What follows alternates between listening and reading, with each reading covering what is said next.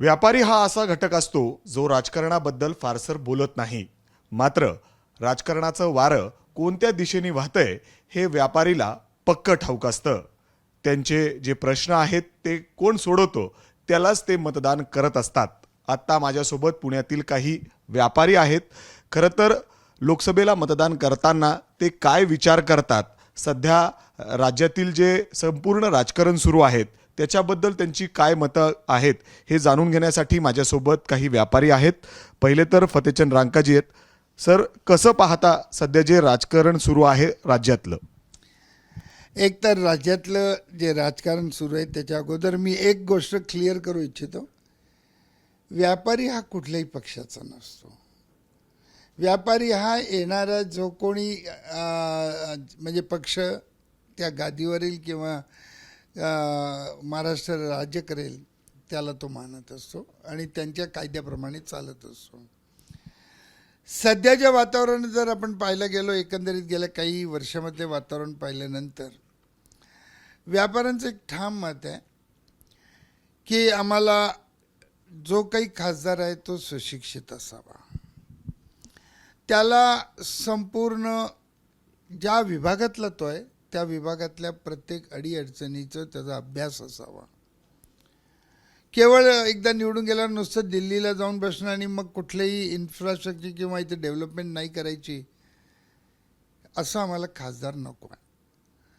गेल्या काही वर्षामध्ये पुण्याची इन्फ्रास्ट्रक्चर खोळंबलेली आहे, पुढे व्हिजन नाही आणि त्यामुळे आम्ही अपेक्षा करतो व्यापारी, जेव्हा आम्ही टॅक्स भरतो, आम्ही गिरायकांकडूनही टॅक्स वसूल करून तो गव्हर्नमेंटला भरतो, तर आम्हाला खासदार हा पुण्याचा विकास कसा होईल आणि पुण्यामध्ये जी आज मोठ्या प्रमाणात कमतरता आहे इन्फ्रास्ट्रक्चरची, तो इन्फ्रास्ट्रक्चर कशा पद्धतीनं उभा करेल आणि पुण्याचं पुढचं भवितव्य 50 वर्षाचं भविष्य याच्यावर लक्ष देऊन कसं काम करेल असा खासदार असावा. आज पुणे शहरामध्ये ट्रॅफिकची समस्या आहे, पुणे शहरामध्ये पार्किंगची समस्या आहे, रोज नवीन नवीन नियम येत आहेत, कानून येत आहेत, त्यामुळे नागरिक त्रस्त झालेले आहेत, व्यापारी त्रस्त झालेले आहेत. या सगळ्यांचे प्रश्न सोडविणारा खासदार असावा. सर, तुम्हाला देखील हाच प्रश्न विचारणार आहे. सध्याचं जे राजकारण सुरू आहे राज्यामध्ये, ज्या पद्धतीने सगळे इकडून तिकडून उड्या मारतायत, व्यापारी म्हणून तुम्हाला काय वाटतात, काय भावना आहेत तुमचे? हे बघा, हे जे चाललेलं आहे इकडून तिकडं उड्या मारणं किंवा हे फोडाफोडीचं राजकारण, आम्ही व्यापारी आहोत. आम्ही फक्त आमच्याबद्दल विचार करतो. ठीक आहे, त्याच्यावरती टिप्पणी आम्ही करू शकणार नाही, कारण हे त्याच्यावरती टिप्पणी करण्याचे हे आत्ता व्यासपीठ नाही आहे. कारण वैयक्तिक माझं मत वेगळं असेल, पण एक व्यापारी म्हणून आम्ही त्याबद्दल काही बोलू शकत नाही. कारण व्यापारी हा कधी कुठल्या सत्तेच्या विरोधात कधी बोलत नाही. जे सत्ता जे कोण आहे त्यांच्या बाजूने आम्ही करतो. पण आमचं स्वतःचं एक मत आहे की हे जे चाललेलं आहे ते बरोबर नाही आहे, हे तेवढंच आहे. आमचं वैयक्तिक मत आहे. पण आमचे हे की व्यापाऱ्यांचे प्रश्न सोडवणारा खासदार आम्हाला पाहिजे. जे आम्ही व्यापारी आहोत, व्यापाऱ्यांच्या काय अडचणी आहेत त्यांनी त्या खासदारांनी त्याला प्राधान्य दिलं पाहिजे. तुम्ही म्हणजे सगळ्यांनी जवळपास हेच व्यक्त केलं की आमच्या अडचणी सोडवणारा खासदार आम्हाला पाहिजे. मला जाणून घ्यायचे की व्यापाऱ्यांच्या खरे अडचणी काय आहेत? सध्या आहे ते व्यापाऱ्यांना, गिरायकांना येण्यासाठी सोयीसुविधा नाही आहेत. म्हणजे ट्रान्सपोर्ट, मीन्स ऑफ ट्रान्सपोर्ट कमी पडत आहेत. बाहेरून जे पब्लिक येतं त्यांच्या अडचणी आहेत की पार्किंग मिळत नाही. त्यासाठी आपण एक प्रस्ताव मान्य करतो आहे की एक व्यापारी क्लस्टर, जे बिझनेस क्लस्टर पाहिजे पुण्यासाठी, ते साधारण रिंग रोडच्या प्लॅनमध्ये करून 3-4 ठिकाणी वेगवेगळे क्लस्टर्स पाहिजे आहेत. एक कन्व्हेन्शन सेंटर पाहिजे पुण्यासाठी व्यापाऱ्यांच्या एक्झिबिशन्स वगैरे ठेवण्यासाठी. ह्या बेसिक ज्या इन्फ्रास्ट्रक्चर डेव्हलपमेंटच्या मागण्या आहेत, हे खासदारांच्या ह्याच्यातून माध्यमातून पुढे सरकारकडे, केंद्र सरकारकडे नेऊन ते मान्य करून आणलं पाहिजे, असे खासदार पाहिजे. सर, हेच मागण्या आहेत का व्यापाऱ्यांच्या काही आणखीन? कारण गेले 15 वर्ष जर आपण बघितलं, 10 ते 15 वर्ष जर आपण मागची बघितली, तर तुम्ही जो काही डेव्हलपमेंट पुण्याचा झाला आहे त्याच्यापासून समाधानी आहात का? मी कोणाचं नाव घेत नाही, पण एक जे खासदार होते त्यांनी पुण्याची डेव्हलपमेंट केल्यानंतर पुण्याची डेव्हलपमेंट ही थंडावलेली आहे. आम्ही त्याबद्दल बिलकुल समाधानकारक नाही आहोत. आम्ही व्यापारी टॅक्स भरतो, पण आम्हाला रिटर्न्समध्ये नाही काही सवलती मिळत आहे. आमच्या अनेक तक्रारी, आता आमच्या मित्रांनी, व्यापारी मित्रांनी सांगितले की कन्व्हेन्शन सेंटर वगैरे ते आहे, परंतु एक इच्छा म्हणजे एक असं वाटलं होतं की आम्हाला व्यापाऱ्यांना ईज ऑफ बिझनेस म्हणजे एक बिझनेस करण्यास मोकळी मिळेल, परंतु दिवसेंदिवस जे नवीन नवीन कायदे येत आहेत आणि त्यामुळे व्यापारी हैराण झाला आहे, त्याला क्लार्क करून सोडलेलं आहे आणि आज वर्षातनं इतके रिटर्न्स भरावे लागतात. आणि खरं म्हणजे आज आमचंही वय झालं आहे की आम्हालाही अजून संपूर्ण कॉम्प्युटरचं नॉलेज नाही, परंतु आज आम्ही दुसरीकडनं भरायला गेलो की आम्हाला खिशाला एक मोठं म्हणजे चार्टपॅड म्हणजे आम्हाला फार मोठा खर्च करावा लागतो, त्या CNची फी मोठ्या प्रमाणात द्यावी लागते. हे खरं बिझनेस इतका इझी करता यायला पाहिजे. जर तुम्ही ईज ऑफ बिझनेस केला गव्हर्नमेंटने तर टॅक्स कलेक्शन मोठ्या प्रमाणात होऊ शकतं.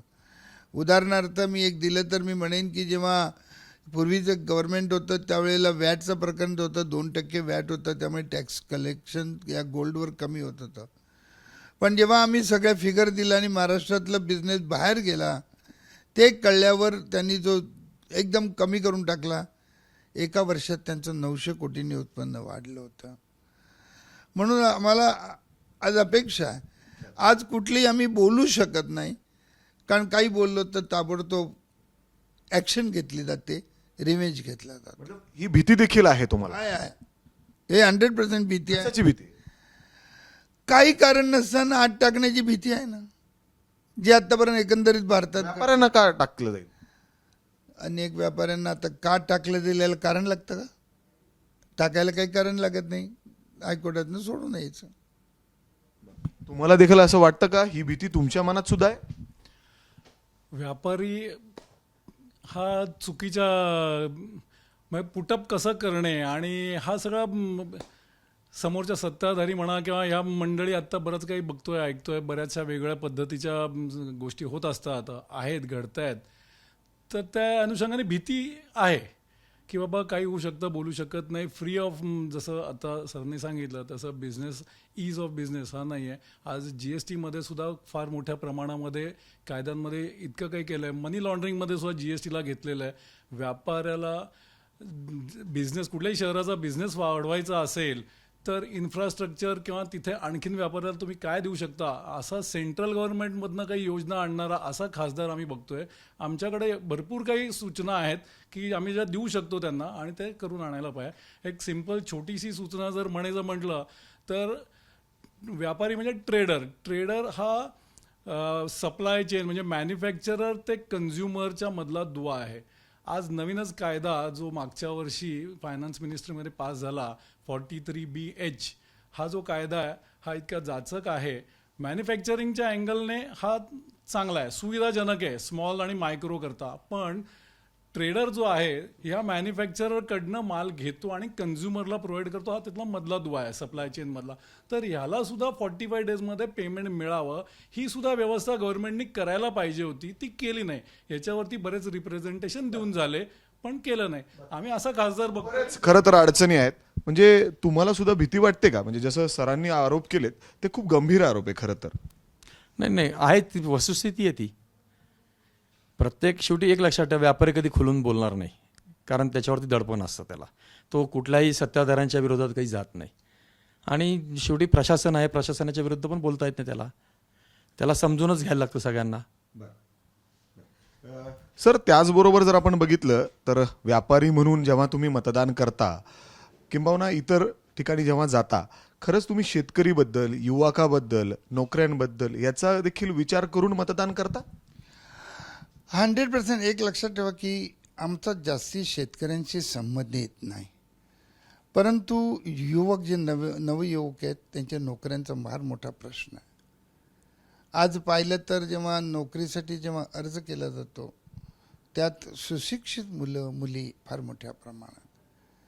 हा नक्कीच खासदारांच्याकडे आमचा एक प्रश्न राहील की याच्याबद्दल आपल्या मनात काय योजना आणि कशा प्रकारे तुम्ही गव्हर्नमेंटला, कारण एकटे ते करू शकणार नाही, सगळ्यांना कसे कन्व्हिन्स करतील, सभागृहात कसे बोलतील. त्याचप्रमाणे सध्या फार मोठा प्रश्न पुणे शहरात आहे, तो म्हणजे दिवसेंदिवस गुंडगिरी वाढत चाललेली, दिवसेंदिवस लुटमार वाढत चाललेली आहे, दिवसेंदिवस रेपच्या घटना वाढत चाललेल्या आहेत. आणि जर अशा प्रकारचं जर असेल तर तिथे आमचं खासदारांचं म्हणणं आहे की तुम्ही खासदार झाला, दिल्लीला जाऊन गेला, परंतु तुम्हाला पुणे शहराच्या या प्रत्येक समस्येकडे लक्ष देणं ही आमची अपेक्षा आहे. आणि ही जर लक्ष दिलं खासदारांनी तर मी सांगतो की आम्हाला परत पुणे, आम्ही जे बालपणामध्ये जे पुणे पाहिलं आहे ते पुणे आम्हाला परत पाहायला आनंद होईल. सर, काय कुठल्या दिशेने वारं आहे हे सांगताल का? म्हणजे व्यापारी सांगत नाहीत, पण काय कुठं दिसतंय, काय अडचणी आहे? नाही, अजून तर सुरुवात आहे, अजून आपण काहीच सांगू शकत नाही. कारण फक्त 2 यांचं माहिती, तिसरा आणखीन कोण, चौथा कोण, हा जोपर्यंत फायनल होत नाही तोपर्यंत काहीच सांगू शकणार नाही. प्रत्येकाचं आपापलं पॉकेट आहे आणि कोण कुठे किती प्रमाणामध्ये सरशी ओढून घेऊन जाईल आता तूर्त तरी सांगणं अवघड आहे. खरं तर व्यापारी व्यक्त होत नाहीत, पण ते नक्की ठरवतात असं म्हणतात. नाही, व्यापारी काही ठरवत नाही. एक लक्षात ठेवा, जेव्हा कुठे व्यापाऱ्यांकडे रिटेल गिराईक असतात, त्यांच्याकडे कामगार आहेत.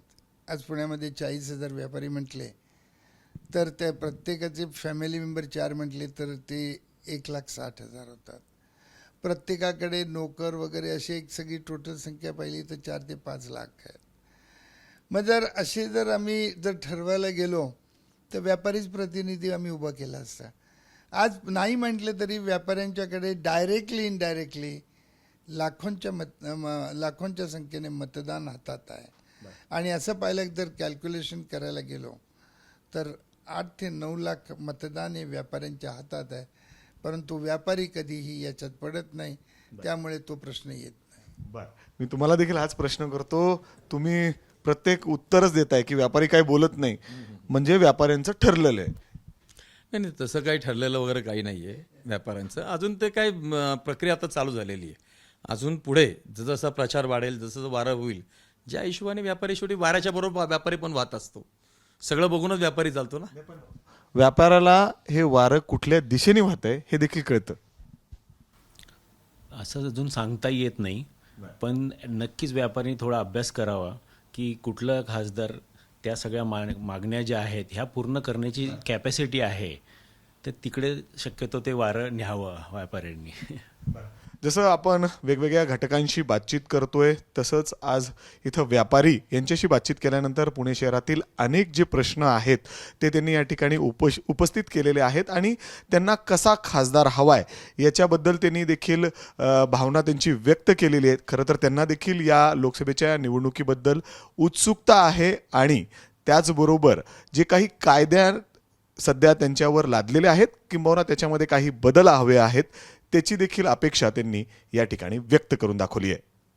कॅमेरामॅन अमोल गवाळेसह मी मिकी घई, एबीपी माझा, पुणे. एबीपी माझा, उघडा डोळे बघा नीट.